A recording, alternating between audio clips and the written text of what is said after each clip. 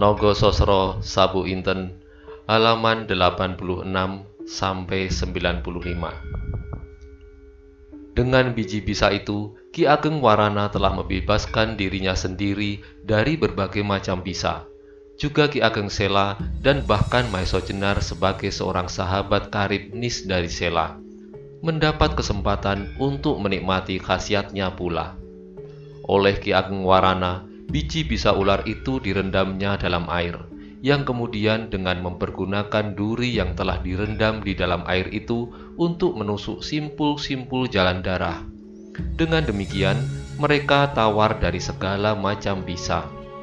Maeso Jenar sebagai sahabat paling dekat Ki Ageng Sela tidak hanya mendapat kesempatan membebaskan diri dari segala pengaruh bisa dan racun, tetapi ia juga mendapat hadiah dari sahabatnya sebagian dari biji bisa itu. Oleh Ki Ageng Warana, biji bisa ular itu direndam dalam air, yang kemudian dengan mempergunakan duri yang telah direndam di dalam air itu untuk menusuk simpul-simpul jalan darah. Dengan demikian, mereka tawar dari segala macam bisa. Maeso Jenar sebagai sahabat paling dekat Ki Ageng Sela tidak saja mendapat kesempatan membebaskan diri dari segala pengaruh bisa dan racun, tetapi ia mendapat hadiah dari sahabatnya sebagian dari biji bisa itu. Maka diceritakannya semua itu kepada Ki Asem Gede tentang ular yang bersinar putih kebiru-biruan serta tentang biji bisa ular itu. Barangkali biji bisa itu dapat dipergunakan untuk mengobati kaki Wirasaba sebagaimana bisa ular Gundala Seta. Ki Asem Gede dan Mantingan mendengar cerita itu dengan penuh perhatian. Wajah Ki Asem Gede sebentar tampak berkerut, sebentar terkejut, kemudian sebentar menjadi cerah, untuk seterusnya muram kembali. Tetapi kemudian tiba-tiba jadi bersinar terang. "Anak mas," kata Ki Asem Gede kemudian setelah Maeso Jenar selesai bercerita, "Ki Ageng Warana adalah raja dari segala tabib. Sayang, aku sampai sekarang belum pernah berkesempatan bertemu dengan beliau, sebab beliau adalah seorang yang aneh. Sebentar nampak, sebentar menghilang. Berbahagialah anak Mas Nis dari Sela dapat bertemu dengan orang tua yang aneh itu. Dan berbahagia pulalah anak Mas Maeso Jenar bersahabat dengan anak Mas Sela. Sebab menurut ciri-ciri yang anak Mas ceritakan itu, ular yang menyambar demikianlah yang bernama ular Gundala. Tetapi Ki Ageng Warana tidak menamakan ular itu ular Gundala, tetapi disebutnya ular Gundala Seta." Maeso Jenar menjelaskan. Tiba-tiba cahaya mata Ki Asem Gede menjadi cerah secerah matahari pagi yang memercik di atas rumput-rumput hijau. "Ya, itulah anak mas.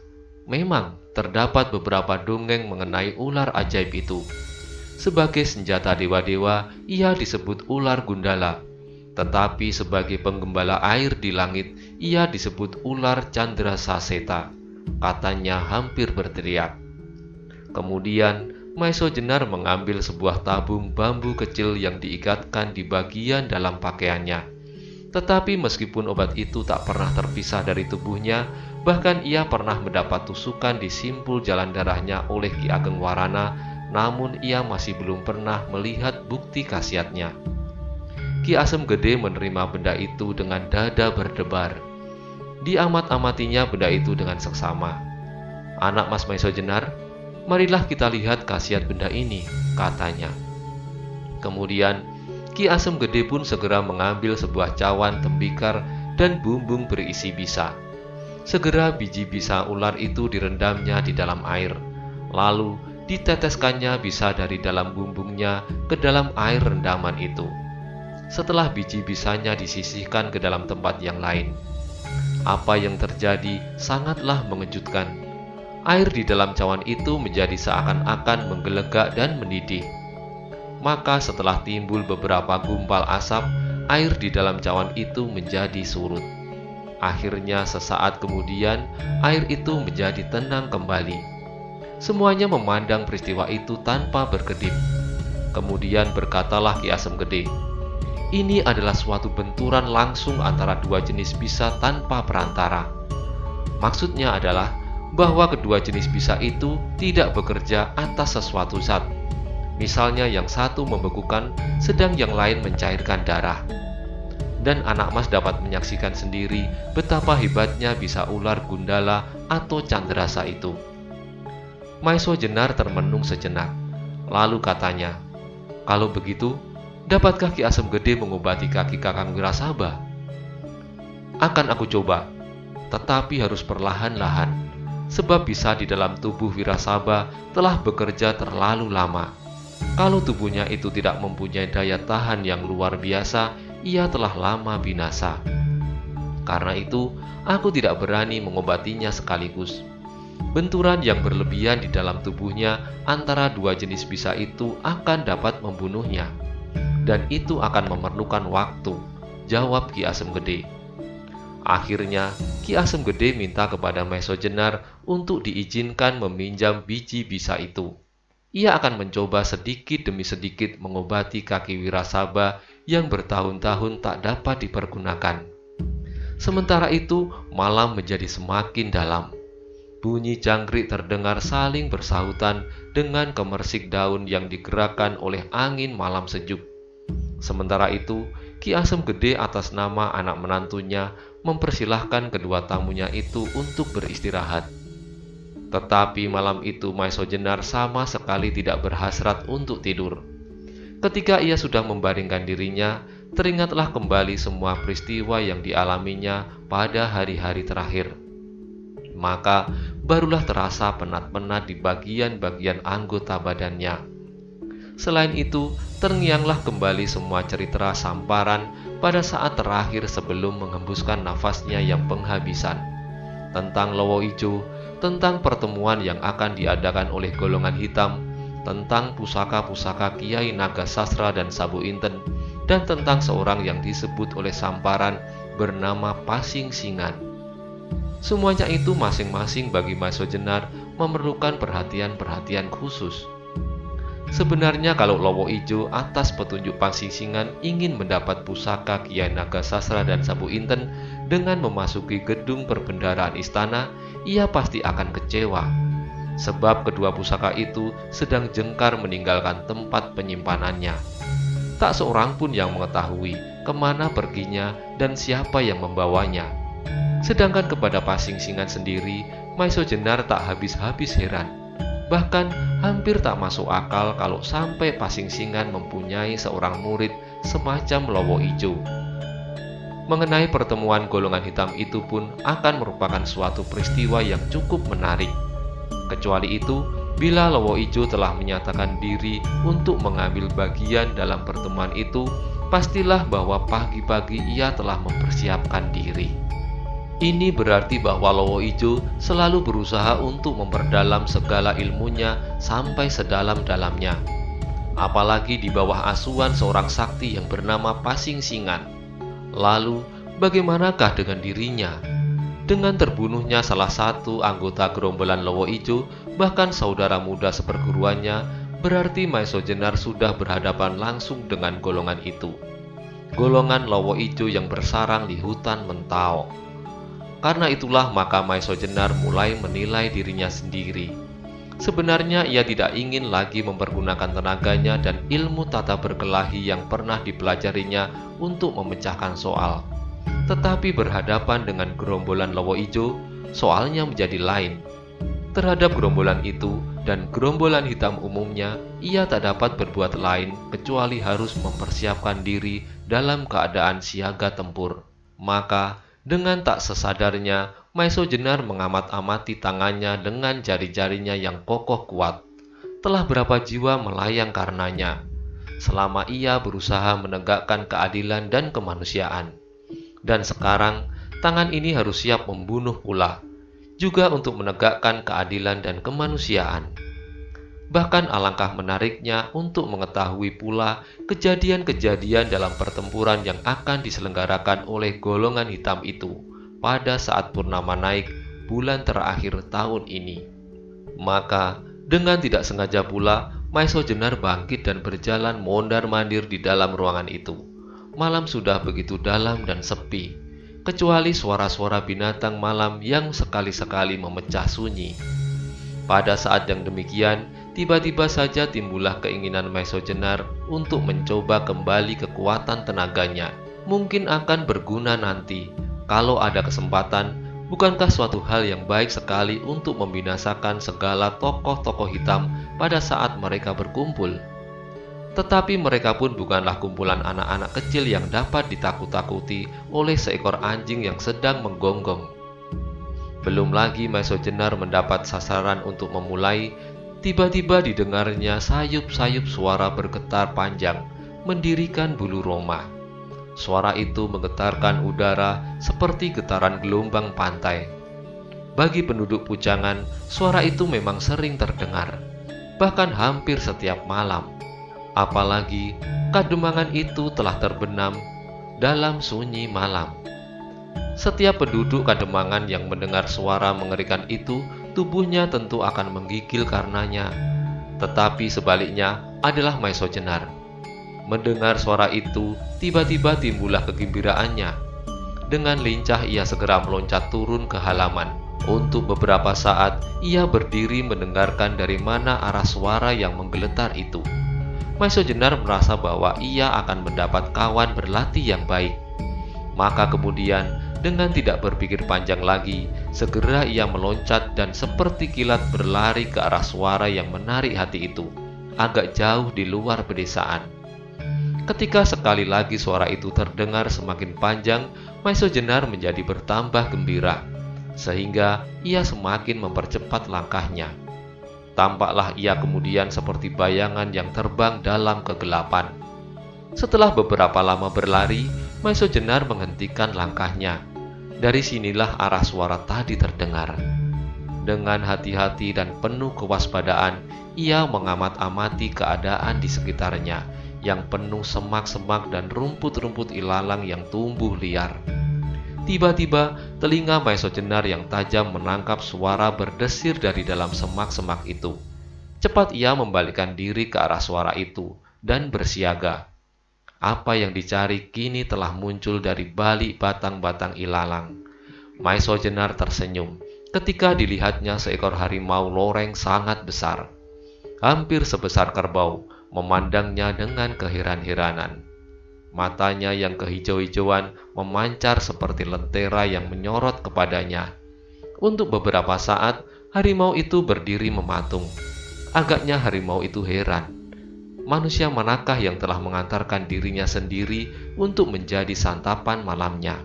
Ketika harimau itu perlahan-lahan maju ke depan, darah Maisojenar berdesir juga, alangkah besar dan garangnya. Dan dengan tidak sesadarnya, kembali Maisojenar mengawasi tangannya serta jari-jarinya yang kokoh kuat. Pada telapak tangan Maisojenar, seolah-olah terbayang apa yang pernah terjadi pada saat terakhir, sebelum gurunya melenyapkan diri dan kemudian ternyata wafat.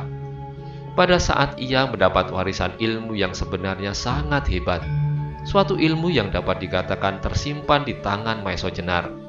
Sebab kalau ia ingin menerapkan ilmu itu, haruslah dipergunakan sisi telapak tangannya. Meskipun pada dasarnya ilmu itu mempergunakan kekuatan jasmaniah, tetapi tidaklah demikian seluruhnya. Bertahun-tahun Maisojenar melatih diri meyakinkan ilmu itu, yang mempergunakan unsur-unsur gerak pendahuluan 10 macam. Sebelum itu, ia masih harus membiasakan keadaan jasmaniahnya. Setiap pagi dan sore menghantamkan sisi telapak tangannya pada bermacam-macam benda, dari pasir, kayu, sampai ke batu. 10 unsur gerak pendahuluan itu hanyalah sekedar patokan untuk menekan lawannya sampai sedemikian rupa, sehingga pada saat yang terakhir di mana keadaan sudah memungkinkan, dilontarkanlah pukulan dengan sisi telapak tangan. Tetapi pukulan itu tidak akan memenuhi harapan bila saat itu tidak dibarengi dengan suatu kekuatan batin yang luar biasa besarnya, serta pemusatan tenaga. Inilah sebenarnya yang sulit dilaksanakan. Untuk dapat melakukan ini semua, Maisojenar harus bekerja keras beberapa tahun lamanya. Latihan-latihan itulah yang sangat terasa berat. Pada taraf permulaan, Maisojenar harus melatih mengatur pernafasan, kemudian pemusatan pikiran, dan terakhir menggabungkan segenap kekuatan lahir dan batin. Semua itu untuk disalurkan lewat sisi telapak tangannya. Dalam pelaksanaannya, tidaklah mesti 10 unsur gerak itu dilakukan berurutan, tetapi unsur yang hanya sekedar merupakan patokan yang dapat dibolak-balik, diambil beberapa bagiannya saja menurut kebutuhan. Bahkan dapat dimasuki dan digabungkan dengan unsur-unsur gerak yang lain. Setelah Maestro Jenar menjalani semua latihan-latihan itu, hasilnya sangat hebat. Tangan Maestro Jenar bila dikehendaki seolah-olah dapat berubah menjadi palu besi yang sangat berat.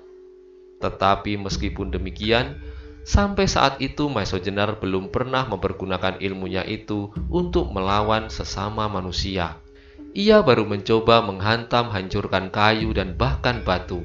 Tetapi terhadap sesama manusia, Maestro Jenar masih belum sampai hati mempergunakannya. Sebab akibatnya dapat dibayangkan. Namun sekarang, Maestro Jenar merasa berhadapan dengan lawan yang tak dapat diabaikan. Apalagi Lowo Ijo adalah murid Pasingsingan. Lebih-lebih kalau Pasingsingan sendiri ikut campur dalam urusan ini. Karena itu, Maestro Jenar memutuskan bahwa ia harus mempersiapkan ilmunya itu. Ilmu yang pernah dipelajarinya dengan sungguh-sungguh dan bersusah payah. Sekarang, ia mendapat sasaran yang tepat. Seekor harimau loreng yang sangat besar sekali, yang pasti sangat mengganggu penduduk di sekitar daerah ini. Sebab, seekor harimau yang hampir sebesar kerbau itu tentu akan senang menangkap ternak para petani. Meskipun kekuatan jasmaniah harimau sebesar itu jauh berlipat dari kekuatan jasmaniah manusia biasa, Maestro Jenar yakin bahwa ia akan dapat mengatasinya dengan ilmunya yang oleh gurunya disebut Sosro Birowo. Sementara itu, Maestro Jenar segera tersadar oleh suara gemerisik kaki harimau yang berdiri tidak jauh di hadapannya. Harimau itu telah merunduk sangat rendah dan siap menerkam. Sambil mengaum keras, harimau itu dengan garangnya meloncat akan menerkam Maestro Jenar. Kedua kaki depannya menjulur hampir lurus dengan tubuhnya.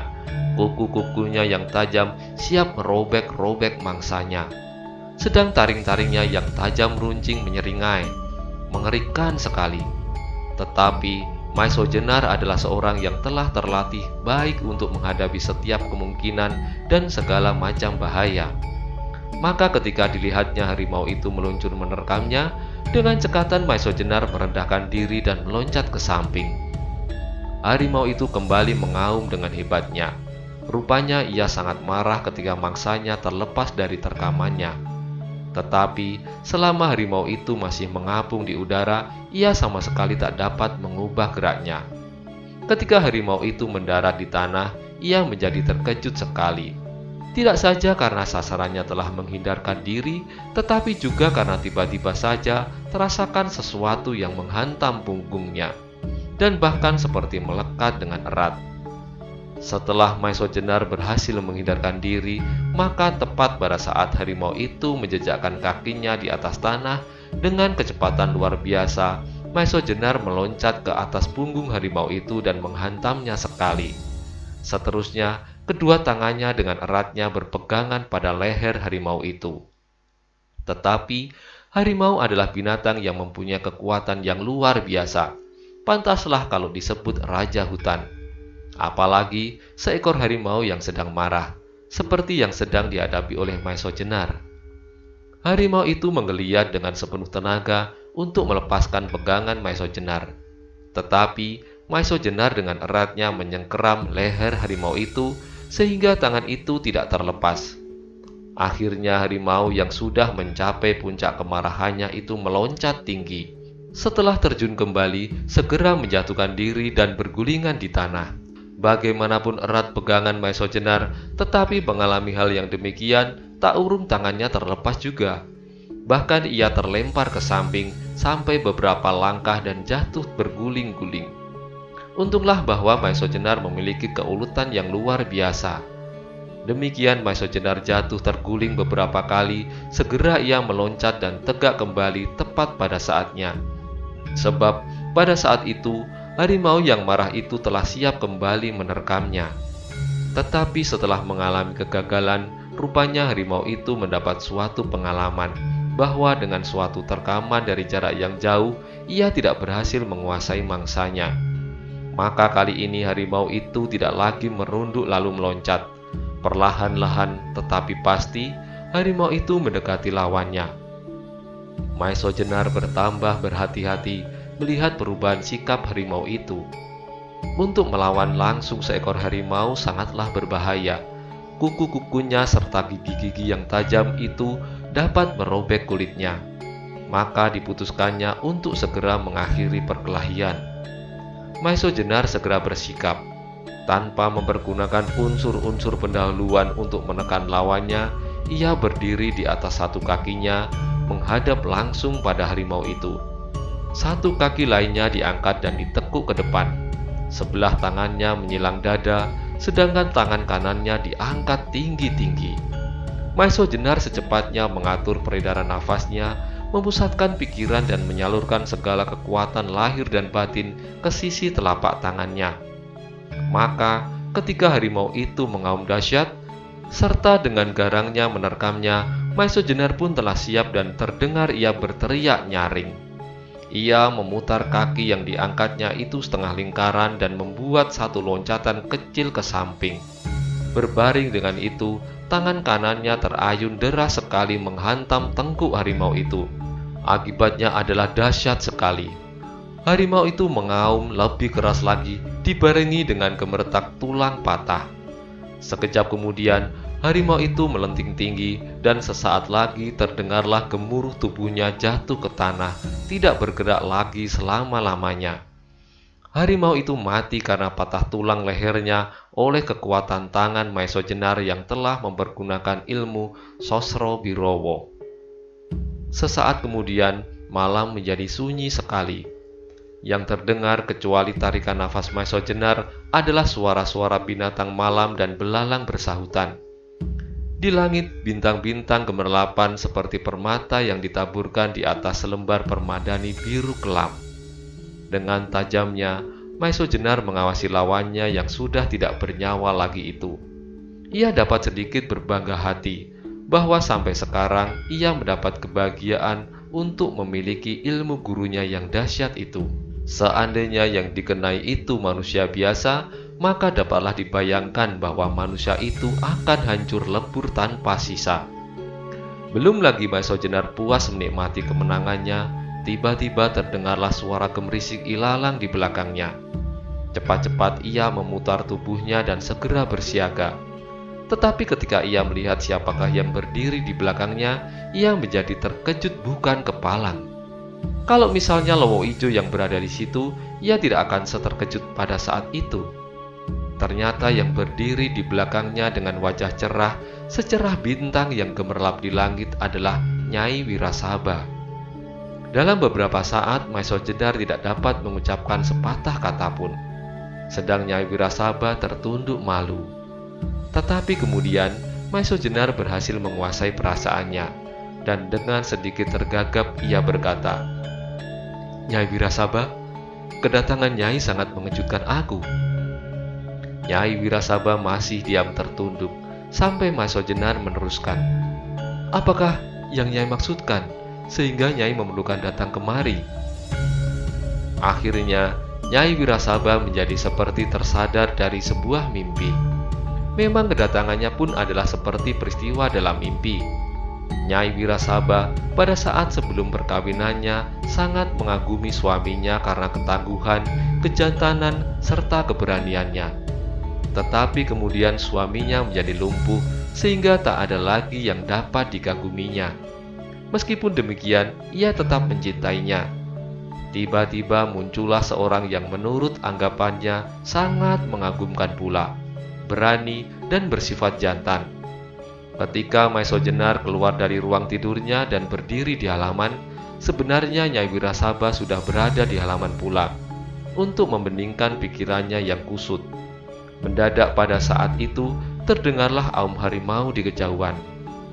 Ketika dilihatnya Maeso Jenar menjadi gembira dan berlari ke arah suara itu, tanpa sadar ia segera mengikutinya untuk sekedar dapat menyaksikan sikap jantan Maeso Jenar.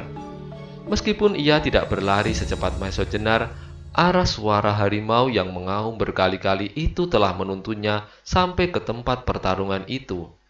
Apalagi ketika ia menyaksikan bagaimana Maison Jenar membunuh lawannya.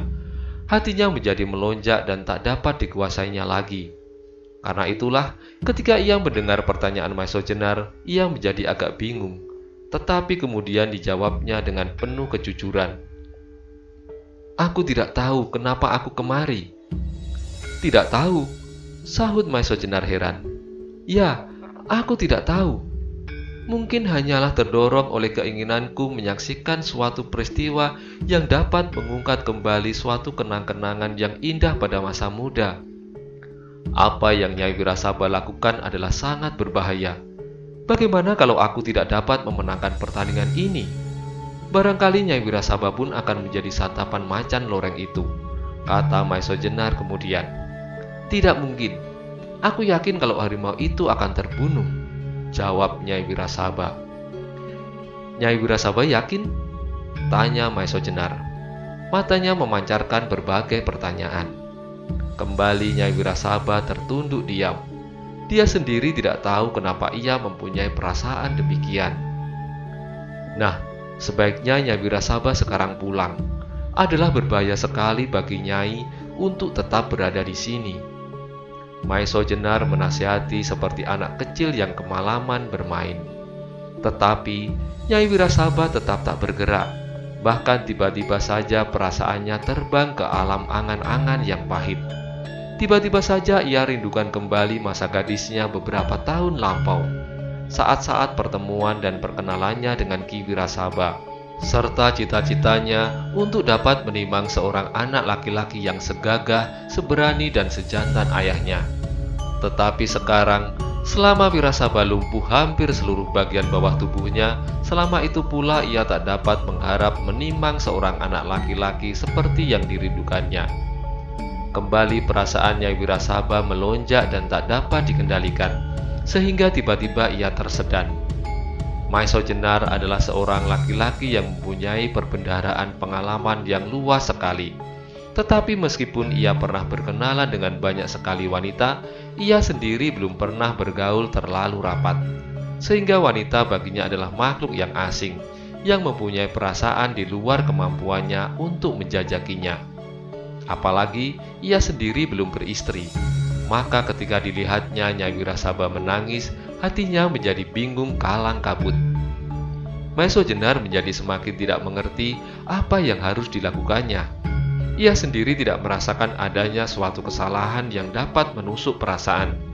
Karena itu, untuk beberapa saat, ia hanya dapat berdiri diam seperti patung. Sedangkan perasaannya bergolak menebak-nebak. Apakah sebabnya Nyai Wirasaba menangis?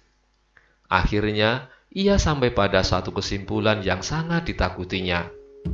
Karena pengetahuan Maison Jenar tentang perasaan seorang wanita sangat sempit, maka ia telah mempunyai tanggapan yang salah terhadap Nyai Wirasaba. Karena itulah ia bertambah cemas. "Nyai, aku telah mengorbankan harga diriku dengan tidak menerima tantangan Ki Wirasaba, sekedar untuk mengembalikan suasana ketenteraman rumah tangga kalian. Dan sekarang, ketenteraman yang sudah hampir pulih kembali itu akan terganggu pula apabila kita berdua pada malam begini berada di tempat ini. Karena itu pulanglah dan lupakanlah segala angan-angan itu," kata Maison Jenar dengan suara gemetar. Nyai Wirasaba adalah seorang wanita yang berperasaan halus, sehalus rambut dibelah 7. Ditambah pula sudah beberapa tahun ini ia meladeni suaminya yang cacat kaki, sehingga ia menjadi semakin perasa. Maka ketika ia mendengar perkataan Maison Jenar, ia terperanjat. Meskipun Maison Jenar sama sekali tak bermaksud jahat, dan perkataannya itu diucapkan dengan jujur menurut perasaannya, tetapi akibatnya seperti sembilu yang langsung membelah ulu hati Nyai Wirasaba. Sebagai seorang wanita yang dididik oleh seorang saleh seperti Ki Asem Gede, maka sudah tentu ia mementingkan sifat-sifat keutamaan seorang wanita. Di antaranya sifat setia dan bakti pada suaminya. Dengan demikian, maka perkataan Maison Jenar telah menggelorakan darahnya. Ia merasa sangat tersinggung dengan anggapan itu. Meskipun ia sangat mengagumi keperwiraan seseorang, namun ia menjadi gusar juga karena tuduhan itu. Maka dijawabnya kata-kata Maison Jenar itu dengan suara yang bergetar. "Tuan, aku telah mengagumi keperwiraan Tuan, keberanian dan kejantanan Tuan. Dan dengan tidak sadar pula, aku telah mengikuti Tuan sampai ke tempat ini untuk menyaksikan keperwiraan Tuan. Hal ini mungkin disebabkan aku terlalu mengagumi kejantanan suamiku pada masa muda kami berdua. Dengan menyaksikan kejantanan Tuan, aku mendapat suatu jembatan yang dapat menghubungkan kembali kepada kenangan masa silam. Suatu masa yang penuh dengan harapan dan cita-cita. Tetapi Tuan telah menuduh aku dengan tuduhan yang menyakitkan hatiku." Suara Nyai Wirasaba tersekat di kerongkongan oleh air matanya yang mendesak. Mendengar jawaban itu, Maison Jenar tidak kurang terperanjatnya. Tetapi ia tetap tidak dapat mengerti. Kalau demikian halnya, mengapa seorang wanita seperti Nyai Wirasaba sampai bersusah payah mengikutinya? Karena Maison Jenar adalah seorang yang berdada terbuka, serta tidak suka menyembunyikan perasaan, maka berkatalah ia, "Tetapi sampai sedemikian perlukah Nyai Wirasaba pergi ke tempat ini pada malam begini?" Sekali lagi, dada Nyai Wirasaba yang penuh itu terguncang. Ia menjadi bertambah gusar mendengar kata-kata Maison Jenar itu. Tetapi seperti halnya Maison Jenar yang tak dapat menjajaki perasaannya, Nyi Wirasaba pun tidak tahu sama sekali akan ketulusan hati Maison Jenar. Bahkan ia menyangka bahwa dalam kesempatan itu, Maison Jenar ingin memancing-mancing untuk meraba-raba perasaannya. Karena itu dengan marahnya ia berkata, "Tuan, aku tidak menyangka bahwa hati Tuan ternyata palsu. Maka baru sekarang aku mengerti kenapa suamiku berkata bahwa tak mungkin seseorang menyambung nyawanya tanpa pamrih. Tetapi Tuan jangan memimpikan air mengalir ke udik." Bersambung ke halaman 96. Terima kasih pada saudara-saudaraku, teman-temanku yang telah masih setia di channel Sandiwara Novel. Jangan lupa subscribe yang belum subscribe, karena subscribe itu gratis. Serta sharing video cerita ini ke teman saudara, karena cerita Nogososro Sabuk Inten ini sangat bagus untuk dinikmati bersama keluarga. Terima kasih.